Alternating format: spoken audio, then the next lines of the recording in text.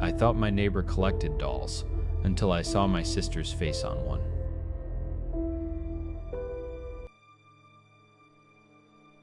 I haven't slept in 3 days. Not since I saw my sister's face in the window of the house that no longer exists. You're not going to believe me. I wouldn't. But I have to write this down. I have to put the words somewhere before they eat me alive from the inside out. His name was Mr. Hemlock. He was already living in the house next door when I moved in. A little 2-story salt box identical to mine, separated by a line of sad, wilting hedges. He was an old man, the kind whose age is impossible to guess. He could have been 65 or 100. He moved with a quiet, deliberate grace that felt ancient. He'd offer a thin-lipped smile if we crossed paths while I was getting the mail, his eyes never quite meeting mine. He was polite in a way that felt like a trap. Everyone on the block knew about his hobby. He called them his anatomical studies. That's the term he used. The one time a new neighbor asked him about the figures in his living room window. They weren't dolls. They were too perfect for that.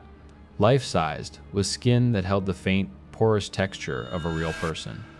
You could see the delicate blue veins tracing paths under their wrists, the scattering of freckles across a nose, the individual strands of hair in an eyebrow. He'd arranged them in chairs, on the sofa, standing by the fireplace. A silent, unblinking family. The story he spun was that he was a restorer.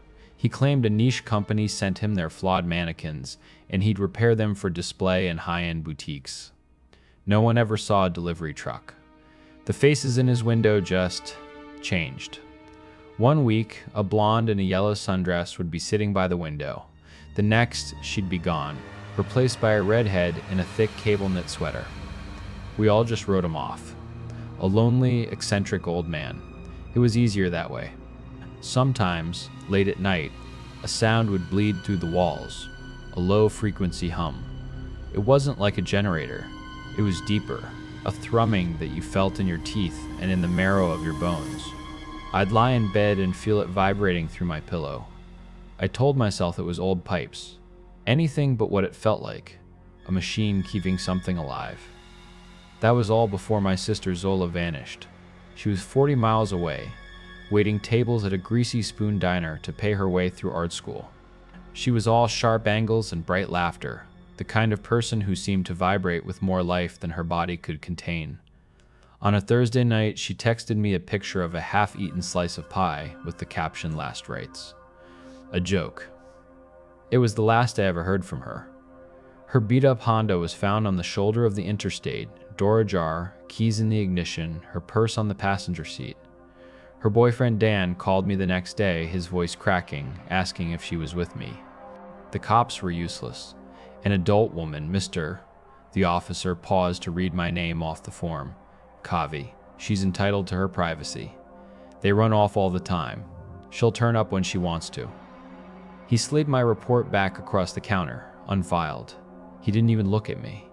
I spent the next week in a fog, plastering her face on telephone poles and begging local news stations to run her picture.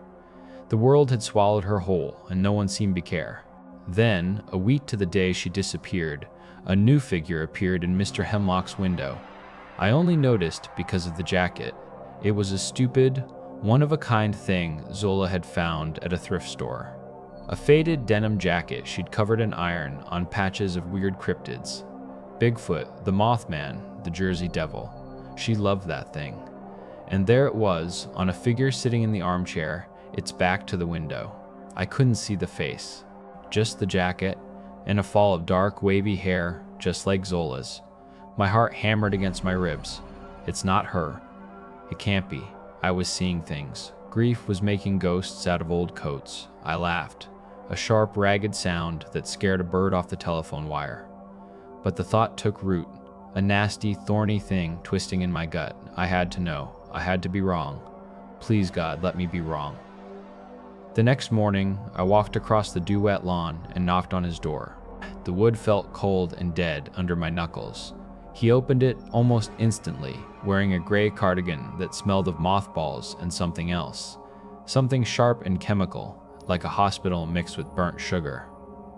"Cavi," he said. His voice was like dry leaves skittering across pavement. To To what do I owe the pleasure? Morning, Mr. Hemlock.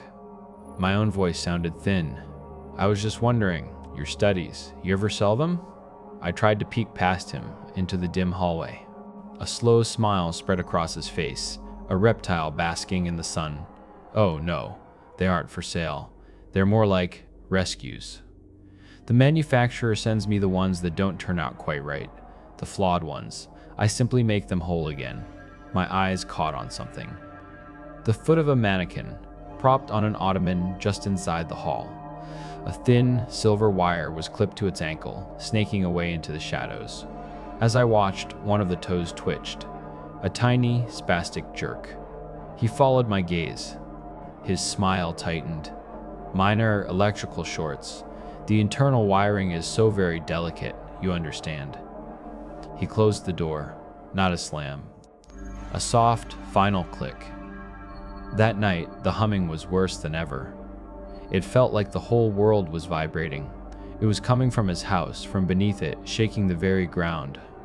I couldn't take it anymore. After midnight, I slipped out my back door. The air was cold and heavy.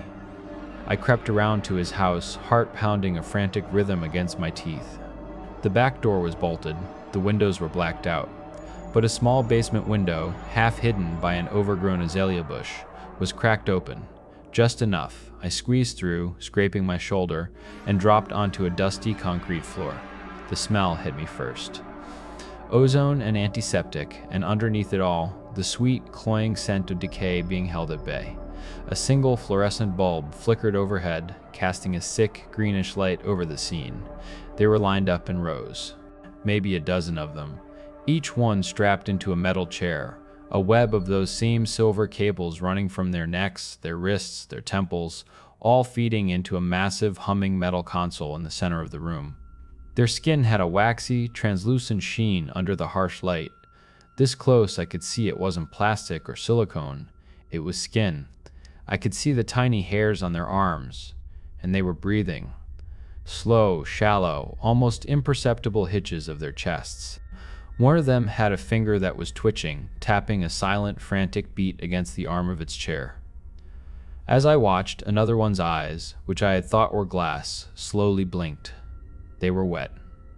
My breath caught in my throat. I stumbled down the row, my mind refusing to process what I was seeing. And then I saw her, at the end of the row. Zola. She was wearing her diner uniform. Her eyes were open, fixed on the ceiling. A single, perfect tear had traced a path through the dust on her cheek. "Zola," I whispered. The sound was swallowed by the hum of the machine. A sound came from her throat, a faint, strangled whimper. "She's quite beautiful, isn't she? My finest restoration." Mr. Hemlock was standing at the bottom of the stairs. I hadn't heard him come down. He wasn't angry. He looked proud, like an artist showing off his masterpiece. "They're not dead, you know," he said, stepping closer. He ran a hand lovingly over the cold metal of the console. This is a gift, arrested decay. They'll be this beautiful, this perfect, forever. My work with Somnus Dynamics taught me so much. We were on the verge of curing aging itself. You killed them," I choked out, tears of rage and horror blurring my vision. He shook his head, a look of pity on his face. "Killed? Oh, no, that's so messy. This is preservation. The harmonic field stabilizes their cellular structure indefinitely. The only side effect is a certain stillness. A small price to pay for eternity, don't you think?" He gestured to Zola. "She can hear you, Kavi. She can see you. She feels everything. She's just locked in. A perfect painting that will never fade." I screamed then, a raw animal sound, and lunged for the console, wanting to rip the wires out, to smash it, to do anything. He moved faster than any old man should. His hand shot out and clamped around my wrist. His grip was like iron, and through his skin, I could feel that same low electrical hum. He wasn't just a man, he was part of the machine. "That was foolish, neighbor," he hissed, his polite mask gone, revealing the predator beneath. He wasn't trying to knock me out. He was dragging me towards an empty chair in the corner. In his other hand, he held a metal circlet glittering with wires. "Don't worry," he cooed, his voice a horrifying parody of comfort. "I have room for one more." Panic gave me strength. I kicked out, my foot connecting with a metal tray of tools, sending them clattering to the floor. The distraction was enough. I wrenched my arm free and scrambled back up the stairs, his cold laughter chasing me out into the night. I don't remember getting back inside my own house. I remember fumbling with my phone, babbling hysterically to a 911 operator, and then blacking out on my kitchen floor. I woke to the flashing red and blue lights painting my walls. Police cars surrounded Hemlock's house. I stumbled outside, my arm throbbing, trying to tell them, to explain what was in the basement. An officer put a firm hand on my chest and pushed me back. "Sir, please stay in your home. This is an active scene." I watched for hours as they came and went, but they didn't bring anyone out. Then, just before dawn, the police cars pulled away. They were replaced by sleek, black, windowless vans. Men in dark tactical gear emerged. They wore no insignias, just a simple white symbol on their arms. A stark, minimalist eye. They moved with a chilling efficiency, carrying silver cases that buzzed faintly. One by one, they started bringing things out of the house, not on gurneys, but in large, reinforced containers on wheels. I saw Zola. She was in one of them, a thick pane of plexiglass on the front. She wasn't still anymore. Her eyes were wide, black, and utterly insane. A grin was stretched across her face, all teeth. She was clawing at the glass, and I saw thin cracks spiderwebbing out from her fingertips. She was not my sister. Not anymore. I ran out onto my porch, screaming her name.